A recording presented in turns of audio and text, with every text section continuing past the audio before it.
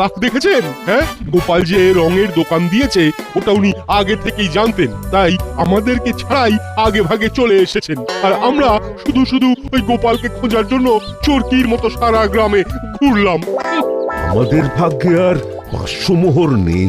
এতক্ষণে হয়তো ওই মন্ত্রী মশাই গোপালকে রং মাখিয়ে কাত করে দিয়েছেন।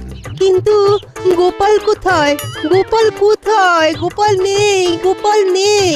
তার মানে মন্ত্রী মশাই এখনো রং মাখাতে পারেনি। আমাদের সুযোগ এখনো আছে। গোপালকে প্রথম রং আমি মাখাবো।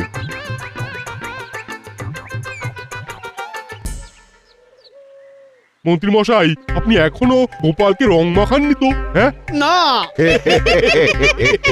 সবার এত আনন্দিত হওয়ার কিচ্ছু নেই। কেন মন্ত্রী, কি হয়েছে? মহারাজ, গোপালকে রং মাখিয়ে কাত করব? এ তো আমরা সবাই গোপালের কাছে হেরে গেলাম।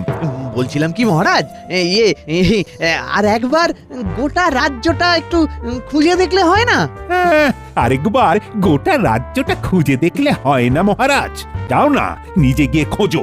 সেই সকাল থেকে খুঁজতে খুঁজতে এক প্রহর কেটে গেল, গোপালকে তো কোথাও পেলাম না। ও, কোমরটা টনটন করছে। মহারাজ, গোপাল যতক্ষণ না নিজে দেখা দিচ্ছে আমরা কেউ ওর দেখা পাবো না।